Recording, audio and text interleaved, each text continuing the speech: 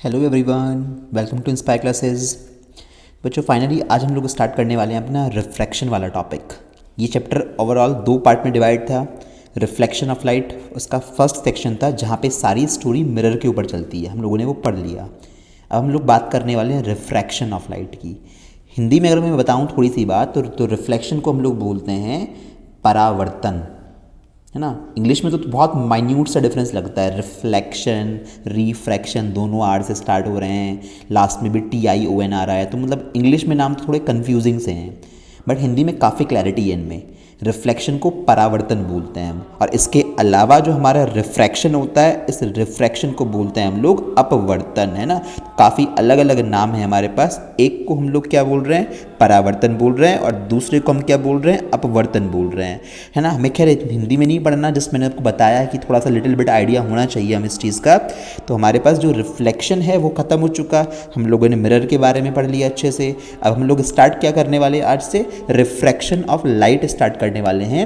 यानी जो लाइट का रिफ्रैक्शन होता है वो क्या है, किस तरह से होता है, और lot of things would be there. बहुत सारी बातें आपको जानने को मिलेंगी। और मैं आपको ये भी बता दूं यहाँ पे कि अगर आपने रिफ्लेक्शन के बारे में पढ़ रखा है अच्छे से, आपने मिरर के बारे में उसके सारे cases, focal length, mirror formula, आपने क्वेश्चंस भी किए हुए थे, तो आपको रिफ्रैक्शन पढ़ने में कोई भी प्रॉब्लम किसी तरह की फेस नहीं करनी पड़ेगी। ठीक है ना। तो चलो शुरू करते हैं। Now what is refraction of light. ध्यान से देखो इस डायग्राम को। यहाँ पे लाइट एयर से वाटर में एंटर कर रही है, मतलब लाइट ना मीडियम चेंज कर रही है। जब भी लाइट मीडियम चेंज करती है ना, तो उस सिचुएशन में जनरली ये देखा जाता है कि देखो लाइट इस तरह से इस तिरछे पाथ पे ऐसे आई थी। ये मैंने वेव की फॉर्मेट पे बना रखी है। वैसे लाइट यूं आई थी तिरछी, और फिर लाइट को जाना तो सीधे चाहिए था, इस तरह से जाना चाहिए था, बट लाइट ऐसे नहीं गई। लाइट कैसे गई, लाइट ऐसे नीचे को बेंड हो गई, कुछ इस डायरेक्शन में, ऐसे ही लाइट बेंड हो गई ना। जैसी लाइट एयर से एंट्री मारी लाइट ने वाटर में, लाइट बेंड हो गई, मीडियम बदला, लाइट बेंड हो गई। इस फिनोमिना को ही रिफ्रैक्शन बोलते हैं। यानी अगर लाइट एक ही मीडियम में चलती रहे, लगातार हवा में चलती रहे, तो ऐसी चलती रहेगी, ऐसी चलती रहेगी, कोई बेंडिंग नहीं होगी। बट जब भी लाइट एक मीडियम से दूसरे मीडियम में जाती है, तो लाइट अपने पाथ से थोड़ा सा बेंड हो जाती है। क्यों होती है, रीज़न देखेंगे बाद में। अभी तो मैंने यही बात लिखी हुई है कि when the light travels in a medium, अगर एक ही मीडियम में चलती light, it propagates in a straight line. हमें पता है लाइट स्ट्रेट लाइन पे चलती है। But when light ray passes from one medium to another, problem यहाँ स्टार्ट होती है। जैसे ही लाइट मीडियम चेंज करेगी, भाई एयर से वाटर में जा रही है, हो सकता है कि एयर से वो कांच के अंदर जा रही हो, ग्लास के अंदर जा रही हो। मीडियम तो तब भी चेंज हो रहा है ना। तो जब भी लाइट एक मीडियम से दूसरे मीडियम में जाए, एयर से ग्लास में जाए, ग्लास से एयर में जाए, तो कुछ भी हो सकता है। Bending of light occurs, light bend हो जाती है। ठीक है, इस बात का ख्याल रखना। इस चीज़ को ही हम रिफ्रैक्शन बोलते हैं। प्रॉपर डेफिनेशन आएगी आगे, टेंशन मत लो। Properly what is refraction of light आएगा। ठीक है, तो उससे पहले डायग्रामेटिक में समझ में आ गया कि भैया लाइट जब भी किसी एक मीडियम से दूसरे मीडियम में जाएगी, तो लाइट अपने पाथ से बेंड हो जाती है, डेविएट हो जाती है। इस तरह की बेंडिंग जो लाइट में हो रही है मीडियम चेंज करने पे, उसको रिफ्रैक्शन बोलते हैं, है ना। यानी लाइट में रिफ्रैक्शन जब होता है तो हम दो दो मीडियम की बात कर रहे होते हैं। मिरर में ऐसा नहीं था। मिरर में तो यहाँ पे पॉलिश हुई हुई है, लाइट ऐसे आई, टकराई, यहाँ चली गई, जिस मीडियम में आई थी उसी मीडियम में वापस चली गई। इसके नीचे तो जाती नहीं ना कभी भी, क्योंकि पीछे पॉलिश हुई हुई है। रिफ्रैक्शन में ऐसा नहीं है। रिफ्रैक्शन में लाइट एक मीडियम से क्रॉस करते करते दूसरे में एंट्री मारती है, तो सीधी नहीं जा सकती, बेंड होती है कुछ ना कुछ। कैसे होगी हम देखेंगे उस बात को। इस फिनोमेना को हम रिफ्रैक्शन बोल रहे हैं। लाइट का मीडियम चेंज करने पे बेंड हो जाना रिफ्रैक्शन ऑफ लाइट कहलाता है। उससे पहले जब मीडियम की बात आ ही रही है तो मीडियम को डिटेल में पढ़ लेते हैं। हमें मीडियम कौन सा पढ़ना है, ऑप्टिकल मीडियम। हम ब्रिक की, मतलब ऑपेक मीडियम जो होता है, कोई कहने लगे ब्रिक, अब ईंट में से लाइट कैसे पास हो सकती है, या फिर कोई कहने लगे कोई सॉलिड वॉल है, उसकी बात नहीं। ऑप्टिकल मीडियम, हम सारे ऐसी मीडियम की बात कर रहे होंगे जिनके अंदर से लाइट पास हो सकती है, यानी सारे ट्रांसपेरेंट मीडियम होंगे। तो यानी ऑप्टिकल मीडियम क्या होता है, इसके बारे में जानना ज़रूरी है, क्योंकि पूरे चैप्टर में यही चलने वाला है। तो एक transparent medium through which a beam of light can pass, ऐसा कोई भी ट्रांसपेरेंट मीडियम जिसमें से लाइट पास होके जा सकती है, उसको ऑप्टिकल मीडियम बोलते हैं। जैसे पानी है, पानी में लाइट ट्रेवल हो सकती है, तो वो भी एक ऑप्टिकल मीडियम होगा। एयर में लाइट ट्रेवल हो सकती है, ग्लास में ट्रेवल हो सकती है, ऑयल में ट्रेवल हो सकती है। इस तरह से बहुत सारी चीज़ें हमारे पास ऐसी हैं जिनमें से लाइट पास होके जा सकती है। उन सभी को हम ऑप्टिकल मीडियम बोलते हैं। अब यहाँ वर्ड आता है ऑप्टिकल मीडियम, दो तरह के ट्रीट किए जाते हैं। एक को हम बोलते हैं optically rarer medium, optically rarer medium, और दूसरे को हम बोलते हैं ऑप्टिकली डेंसर मीडियम। अब ये रेयरर डेंसर मीडियम क्या होते हैं? देखो बहुत सिंपल सी बात, रेयरर मीडियम वो है जहाँ पे क्राउड कम है, भीड़ कम है। अब जहाँ पे क्राउड कम होगी जिस मार्केट में, उसमें आप अपनी साइकिल या अपनी बाइसाइकिल जो भी है ना, उसको तेज़ी से चला पाओगे। और जहाँ पे भीड़ ज़्यादा होगी, क्राउड ज़्यादा होगी, वहाँ पे आपके व्हीकल की स्पीड ऑटोमेटिकली आपको कम करनी पड़ेगी। तो लाइट के केस में भी ऐसा ही होता है। ऑप्टिकली रेयरर मीडियम का मतलब ये है एक ऐसा मीडियम जहाँ पे कम क्राउड है, लाइट तेज़ भागेगी। देखो मैंने ये लिखा हुआ है, a medium in which the speed of light is more than the other medium. हमेशा कंपैरिजन करना पड़ेगा। मतलब मैं एक मीडियम को देख के कोई मुझसे ये बोले भाई सर ये बताओ वाटर रेयरर होता है या डेंसर होता है, तो मैं कहूँगा मैं नहीं बता सकता। आप मुझे ये बताओ वाटर का कंपैरिजन किससे कर रहे हो? आप वाटर का कंपैरिजन एयर से कर रहे हो तो कुछ और आंसर आएगा, आप वाटर का कंपैरिजन ग्लास से कर रहे हो तो कुछ और आंसर आएगा। यानी रेयरर और डेंसर किसी चीज़ के रेस्पेक्ट में होते हैं। दिखाऊंगा अभी आगे एग्जाम्पल में उस बात को, ठीक है। तो रेयरर मीडियम कैसा होता है? एक ऐसा मीडियम जिसमें लाइट की स्पीड ज़्यादा होती है दूसरे मीडियम के कंपैरिजन में, उसको रेयरर बोलते हैं, ठीक है।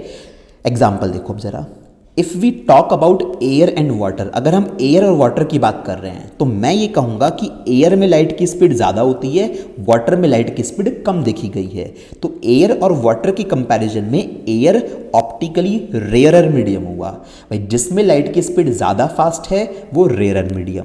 तो इन दोनों में एयर रेयरर हुआ और वाटर कैसा हुआ? डेंसर हुआ। बट इसी बात में सुनो ध्यान से, अगर बात करेंगे वाटर की और कांच की, तो इस केस में कौन सा रेयरर और डेंसर? यहां वाले में तो मैंने बता दिया आपका एयर रेयरर मीडियम हुआ, तो दूसरे में लाइट स्लो चलेगी, वो डेंसर मीडियम हो जाएगा। अगर मैं बात करूं वाटर और ग्लास की, तो भैया वाटर रेयरर मीडियम होता है, ग्लास डेंसर होता है। ये चीज़ें ना तुम्हें आगे धीरे धीरे जाते जाते याद हो जाएंगी अच्छे से। अब देख लो वाटर डेंसर की तरह बिहेव कर रहा है, यहाँ पे रेयर की तरह बिहेव कर रहा है। डिपेंड किस बात पे करा कि इस वाटर को कंपेयर किससे किया? कंपेयर एयर से करोगे तो एयर में लाइट की स्पीड वाटर से फास्ट होती है, तो एयर ज़्यादा रेयर हुआ। अगर कंपेयर करोगे इस वाटर को ग्लास से, तो कांच में लाइट की स्पीड वाटर से कम होती है, तो वाटर में लाइट की स्पीड फास्ट हुई इन दोनों में से, तो वाटर रेयरर हुआ। तो रेयरर मीडियम उसे बोलते हैं जिसमें लाइट की स्पीड दूसरे वाले मीडियम के कंपैरिजन में फास्ट होती है, ठीक है। इसी तरह से डेंसर की डेफिनेशन बन जाएगी एक ऐसा मीडियम जिसमें लाइट की स्पीड स्लो होती है दूसरे के कंपैरिजन में, उसको हम लोग ऑप्टिकली डेंसर मीडियम बोलते हैं।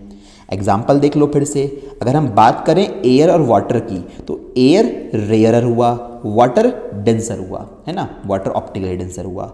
अगर बात करें वाटर और ग्लास की, तो वाटर रेयर हुआ और ग्लास डेंसर, क्योंकि लाइट की स्पीड जो देखी गई है प्रैक्टिकली प्रूवन, कांच में लाइट की स्पीड कम होती है वाटर के कंपैरिजन में, तो कांच ज़्यादा डेंसर हुआ ना, ज़्यादा क्राउड हुई ना। भाई जहाँ जितनी भीड़ होगी वहाँ उतना धीमे चलना पड़ेगा ना। बस यही कॉन्सेप्ट होता है ऑप्टिकली डेंसर और ऑप्टिकली रेयर मीडियम का।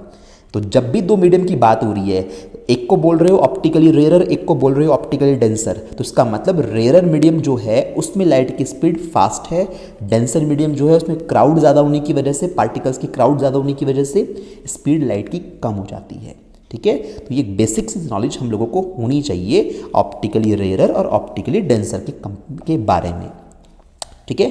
नाउ देख लो पूरी proper definition, what is refraction of light, properly लिख दिया। ये देखो ऐसा है, जब लाइट मीडियम चेंज करेगी ना, तो लाइट जब भी मीडियम चेंज करती है तो उस सिचुएशन में मेजॉरिटी ऑफ केसेस में लाइट बेंड हो जाती है। क्या हमेशा बेंड होगी मीडियम चेंज करने पे? तो आंसर है नो। मीडियम चेंज होगा, हमेशा लाइट बेंड नहीं होती। एक केस ऐसा दिखाऊंगा जहाँ पे मीडियम बदल रहा होगा बट लाइट बेंड नहीं होगी, तो वो केस कहलाता है the case of no refraction of light. जिनके पास कोई रेफरेंस बुक है एस चांद वगैरह, उसमें उठा के देखना, दे रखा है वो केस।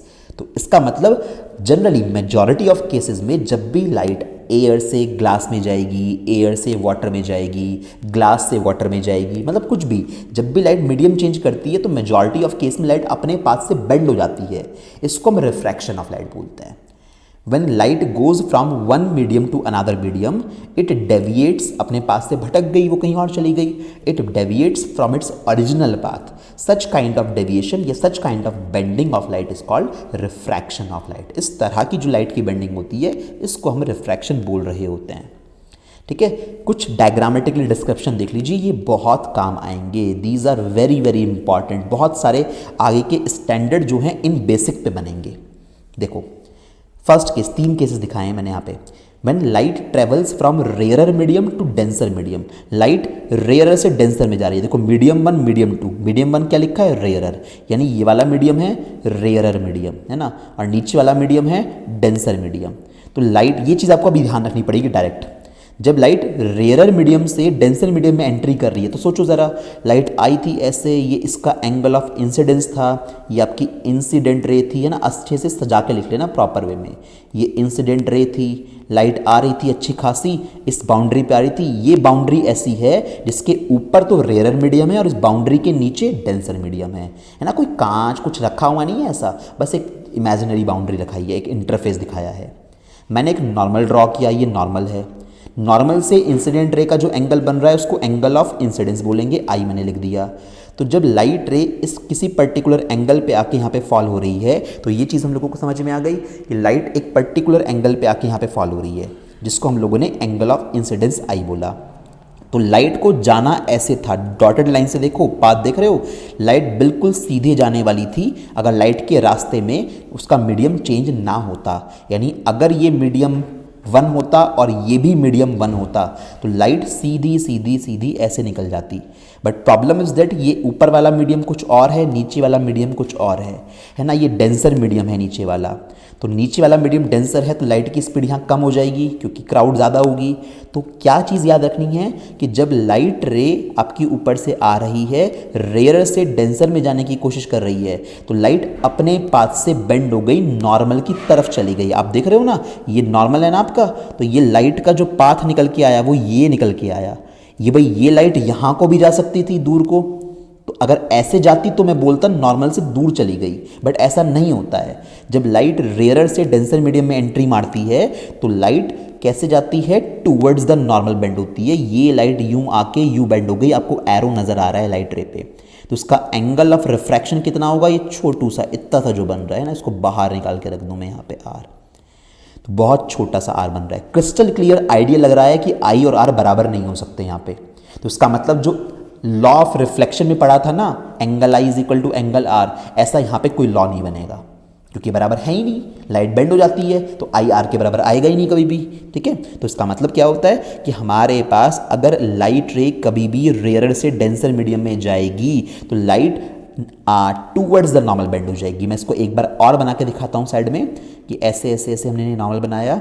हमारे पास लाइट रे यूं आई, जस्ट अ मिनट, लाइट यूं आई इस तरह से किसी एंगल पे, तो लाइट सीधे सीधे ना जाके नॉर्मल की तरफ झुक गई। लाइट को जाना तो ऐसे था बट लाइट ऐसे नहीं गई, लाइट कहाँ झुक गई, नॉर्मल की तरफ बेंड हो गई, ऐसे चली गई। तो ये है एंगल ऑफ रिफ्रैक्शन। समझ रहे हो, लाइट ने अपने आप को बेंड कर लिया, लाइट के पाथ ऐसे बेंड हो गया। क्यों होता है, रीज़न दिखाऊंगा, कॉज बताऊंगा क्या होता है, उस रीज़न की वजह से लाइट बेंड होती है, अदरवाइज लाइट कभी बेंड नहीं होती।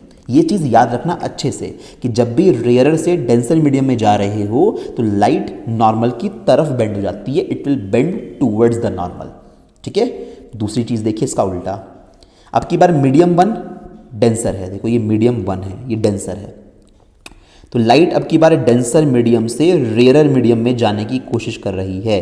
तो उल्टा कर दीजिए कि light away from the normal चली जाएगी, कि यहाँ से लाइट आई, ये एंगल ऑफ इन्फिडेंस हुआ है ना, लाइट जाना चाहती थी सीधे सीधे रास्ते पे, बट लाइट नॉर्मल से दूर चली गई, लाइट इस रास्ते पे चली गई जो तुम्हें एरो नज़र आ रहा है। और एंगल कितना बनेगा, एंगल तो नॉर्मल से बनता है आर, अब की बार आर ज़्यादा हो गया। देख रहे हो ना, लाइट फिर से सीधी नहीं गई, लाइट यूं जाके यूं मुड़ गई, अवे फ्रॉम द नॉर्मल गई है। तो हमेशा ध्यान रखना इन पॉइंट्स को, ये बहुत काम आएंगे कि भैया जब भी लाइट रेयरर से डेंसर में जाती है तो टूवर्ड्स द नॉर्मल बेंड हो जाती है, और जब भी लाइट डेंसर से रेयरर में आती है तो away from the normal bend होती है। ये काफ़ी काम आएगा आपके। दो कंडीशन हो गई। अब एक कंडीशन ऐसे दिखाऊंगा जहां पे लाइट मीडियम चेंज करने के बाद भी बेंड नहीं हो सकती। वो कब होगा? जब लाइट सरफेस पे 90 पे आके गिरेगी, तभी तो होगा ऐसा, है ना। देखो ज़रा, इसे बोलते हैं condition 3, condition of no refraction. अगर लाइट यहाँ पे ये अलग मीडियम है, इसको लिख लेना, मान लो ये रेयरर है, कुछ भी हो, रेयरर है और ये डेंसर है इसके कंपैरिजन में, है ना, रेयरर मीडियम, है ना, और ये दूसरा लिख लेना अपने आप, ये है डेंसर मीडियम। तो इसका मतलब अगर ऐसा भी है, ऊपर वाला डेंसर होता, ये रेयरर होता, कुछ भी होता, अगर लाइट 90 डिग्री पे आ रही है ना, इस बाउंड्री सरफेस से 90 पे आ रही है, तो यही नॉर्मल हुआ, यही इंसिडेंट रे हुई, तो एंगल कितना बना? 0 का, और ये लाइट सीधी सीधी निकल जाती है बिना किसी डेविएशन के। ध्यान रखना इस बात का। ये एक स्पेसिफिक केस है जिसको बोलते हैं the case of no refraction या the condition of no refraction. If a light ray falls normally on the boundary of two media, medium का प्लूरल जो होता है उसको मीडिया बोलते हैं, मीडियम सिंगुलर को बोलते हैं, और जब दो मीडियम एक साथ बोलने होते हैं तो मीडिया वर्ड यूज करते हैं। ठीक है, ये टीवी वाला मीडिया नहीं है, ये मीडियम का प्लूरल वर्ड है। तो दो मीडिया की जब बाउंड्री पे कोई लाइट 90 पे आके गिरेगी, देन नो रिफ्रैक्शन अकर्स, कोई रिफ्रैक्शन नहीं होगा, लाइट बेंड ही नहीं होगी, and light ray passes along the straight path, light सीधी सीधी निकल जाएगी इस रास्ते में। ठीक है, इस चीज़ का आपको ध्यान रखना। डिटेल डिस्क्रिप्शन इनका वेव के अंदर आता है, लाइट को जब वेव की तरह ट्रीट करते हैं, 12th क्लास का है। अभी मैं तुम्हें अगर इन डेप्थ कहानी समझाने जाऊंगा कि सीधी सीधी क्यों चली गई, क्यों बेंड नहीं हुई, तो बहुत ज़्यादा कॉम्प्लिकेटेड हो जाएगा आपके लिए। तो अभी के लिए आप इसे स्किप करें, जस्ट मेमोराइज दिस डेटा कि भाई लाइट अगर 90 डिग्री पे आती है किसी सरफेस पे तो सीधी सीधी निकल जाएगी, बेंड नहीं होती है, मीडियम चाहे जो भी हो, कुछ भी हो जाए। इतना ज़रूर होगा कि लाइट जब यहाँ से यहाँ पे आई है, दूसरे मीडियम में जब एंट्री मारेगी तो क्राउड ज़्यादा है तो थोड़ा धीरे धीरे चलेगी। यहाँ पे अगर लाइट की स्पीड v1 है तो ये थोड़ी ज़्यादा होगी, और यहाँ पे अगर लाइट की स्पीड v2 है वो थोड़ी कम होगी। हाँ, ये ज़रूर होगा, बट लाइट बेंड नहीं होगी यहाँ पे अगर 90 पे आई है तो। ठीक है, तो ये चीज़ हमें समझ में आ रही है। तो फाइनली अगेन इंपॉर्टेंट डेटा कि तीनों केस हो गए, फर्स्ट सेकंड एंड थर्ड, हमें समझ में आ गया कि लाइट जब रेयर से डेंसर मीडियम में जाएगी तो नॉर्मल की तरफ बेंड होगी टूवर्ड्स द नॉर्मल, डेंसर से रेयर में जाने पे अवे फ्रॉम द नॉर्मल, और अगर 90 डिग्री पे सरफेस पे आके, है ना, सरफेस से 90, तो एंगल ऑफ इंसिडेंस तो 0 का बनेगा ना, क्योंकि नॉर्मल भी यही, इंसिडेंट रे भी रही, तो आई 0 का होता है उस केस में। तो ऐसे में कोई बेंडिंग नहीं होती, कोई रिफ्रैक्शन नहीं होता। चलिए, रिफ्रैक्शन का कारण क्या है, क्यों होता है रिफ्रैक्शन? रिफ्रैक्शन का कॉज है कि भैया लाइट ही है ना, लाइट की जो स्पीड होती है वो सेम नहीं होती, लाइट की स्पीड डिफरेंट होती है इन डिफरेंट मीडियम। अलग अलग मीडियम में लाइट अलग अलग स्पीड से चलती है। जैसा कि लाइट की स्पीड वैक्यूम में ये होती है 3 × 10⁸ मीटर पर सेकेंड अप्रॉक्सीमेट, है ना, ये स्पीड है लाइट की एयर में, जिसको आप प्योर एयर मानते हो, या वैक्यूम में। तो फिजिक्स में एयर या वैक्यूम को सेम तरह से ट्रीट किया जाता है। तो एयर या वैक्यूम में लाइट की स्पीड होती है 3 × 10⁸ मीटर पर सेकेंड, जो हाईएस्ट स्पीड है। बाकी अगर लाइट पानी में एंट्री मारेगी, कांच में एंट्री करेगी, किसी भी और मीडियम में एंट्री करेगी, तो उसकी स्पीड कम हो जाती है। इससे ज़्यादा वैल्यू तो कभी भी पॉसिबल नहीं है, हमेशा स्पीड कम होती है। यानी अलग अलग मीडियम में लाइट की स्पीड अलग अलग होती है, इस वजह से लाइट बेंड होती है। स्ट्रेट फॉरवर्ड ये रीज़न है। ठीक है, इन डेप्थ मैंने कहा ना, इन डेप्थ में नहीं जाऊंगा, वेव थ्योरी पे जाऊंगा तो काफ़ी कॉम्प्लिकेटेड लगेगा आपको। तो इसलिए refraction is caused due to the change in speed of light. समझ पा रहे हो? लाइट की स्पीड अगर हर जगह सेम होती ना, मतलब लाइट हर मीडियम में एक जैसी स्पीड से चलती, तो कभी भी इस तरह की जो फिनोमिना है, आपको ये सब बेंडिंग कुछ देखने को नहीं मिलती। लाइट की बेंडिंग सिर्फ इसलिए हुई है कि लाइट जब इस मीडियम को छोड़ के दूसरे में एंट्री इसने मारी है, तो या तो इसकी स्पीड कम हो गई होगी, भाई रेयर से डेंसर में एंट्री करी है तो स्पीड कम हो गई होगी, चेंज हुई ना स्पीड। और अगर डेंसर से रेयर में एंट्री करी है, यानी ज़्यादा क्राउड से कम क्राउड में आए हो, तो स्पीड बढ़ गई होगी, इंक्रीज हो गई होगी स्पीड फिर से चेंज हुई। तो अल्टीमेटली हुआ यही है कि लाइट की स्पीड चेंज होने की वजह से बेंडिंग, किसी भी चीज़ में बेंडिंग पॉसिबल हो पाती है। बट उस बेंडिंग का इस सिचुएशन पे कोई इफेक्ट नहीं पड़ता। लाइट की स्पीड तो यहाँ भी चेंज हुई है, बट ध्यान रखना ये एक स्पेसिफिक केस है जहाँ पे लाइट 90 डिग्री पे आके फॉल हुई है सरफेस से। तो इस केस में लाइट की स्पीड अलग हो जाने से भी कोई फर्क नहीं पड़ता है। ये चीज़ आपको अलग से एक्सेप्शन में ध्यान रखनी है। बाकी किसी भी एंगल पे लाइट फॉल कराओ, अगर मीडियम बदल रहा है तो लाइट ज़रूर बेंड होगी। क्यों? क्योंकि उसकी स्पीड बदल जाती है। तो उसका बेसिक मेन फैक्टर रिफ्रैक्शन का क्या है? Because the light speed of light is different in different medium, that's why whenever the light is passing from one medium to another medium it gets refracted. ठीक है, this is the core part. ये चीज़ clear रखना। Highest speed होती है vacuum में या air में 3 × 10⁸ मीटर पर सेकेंड। ठीक है, थोड़ा सा और इलस्ट्रेशन करते हैं। एक कॉमन सी बात और पूछी जाती है 9th क्लास में साउंड वाले चैप्टर में एक चीज़ पढ़ी है हमने, lambda is equal to nu upon, ये वी अपॉन एफ, ये वी है ना। तो इसको आप ऐसे बोल सकते हो v is equal to f lambda, है ना। एफ बोल लो, न्यू बोल लो, एक ही बात है। ये फ्रीक्वेंसी है, ये वेवलेंथ है, ये स्पीड है। तो देखो लाइट एयर, मान लो ये एयर है, लाइट एयर से वाटर में एंट्री मार रही है।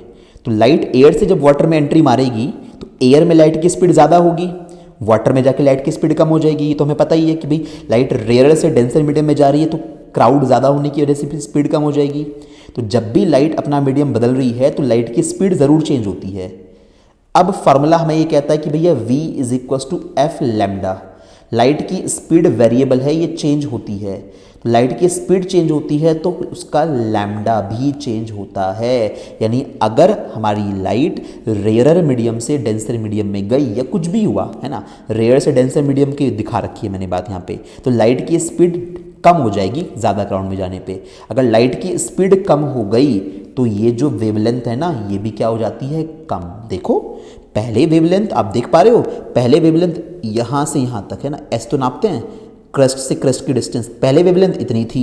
अब इस वाली वेव की वेवलेंथ देख रहे हो कितनी छोटी सी हो गई, वेवलेंथ डिक्रीज हो गई ना।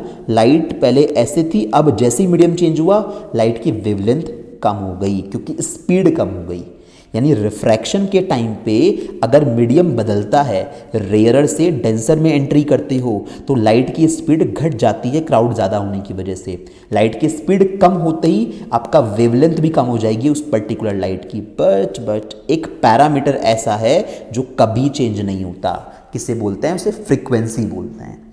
लाइट की फ्रीक्वेंसी चेंज नहीं होगी, आप उसे कितने भी मीडियम से पास करा लो, क्योंकि लाइट की फ्रीक्वेंसी इस बात पे डिपेंड करती है कि वो लाइट किस सोर्स से जनरेट हुई थी। अगर वो सोर्स बदल जाएगा लाइट का, यानी जिस बल्ब से, जिस लेज़र से वो लाइट जनरेट हुई थी, अगर आप उसको चेंज कर दोगे तभी जाके लाइट की फ्रीक्वेंसी चेंज होगी। अदरवाइज एक बल्ब से जो लाइट निकली, अब वो किसी भी चीज़ से पास होके जाए, उसकी फ्रीक्वेंसी कभी नहीं बदलती है। तो यानी इस फॉर्मूले में v is equal to f into lambda में ये जो f है, this always a constant, always a constant. अगर v कम होगा तो लैम्डा भी कम हो जाएगा, v ज़्यादा होगा तो लैम्डा भी ज़्यादा हो जाएगा, बट f कभी भी चेंज नहीं होगा। इस पर एक बहुत इंपॉर्टेंट क्वेश्चन पूछा जाता है कि which of the following parameter does not change during the refraction of light. तो कौन सा पैरामीटर चेंज नहीं होता रिफ्रैक्शन के टाइम पे? लाइट की फ्रीक्वेंसी चेंज नहीं होती, वेवलेंथ भी बदलेगी, आपकी स्पीड भी बदलेगी, फ्रीक्वेंसी चेंज नहीं होती। मैंने नोट बना के ये पॉइंट लिख रखा है, आपको दिखा दी भैया वेवलेंथ चेंज होती हुई। और क्या चाहिए इससे आसान? वेवलेंथ कम हो गई, क्यों? रेयर से डेंसर में एंट्री करी है तुमने, इसलिए कम हो गई। उल्टा देख लो, उस डायग्राम को इस साइड से देख लो, तो अगर आप यहाँ से बाहर जाओगे तो वेवलेंथ बढ़ जाएगी क्योंकि लाइट की स्पीड भी ज़्यादा हो जाएगी। ठीक है, इतनी सी बातें होती हैं यहाँ पे बस। ठीक है, तो आज की ये वीडियो जो थी ये रिफ्रैक्शन ऑफ लाइट का इंट्रोडक्शन था। Just we are doing the intro. अभी हमने रिफ्रैक्शन को समझना है। रिफ्लेक्शन जो पहले पढ़ा था वो तो बहुत आसान था, लाइट टकराई बाउंस बैक हो गई।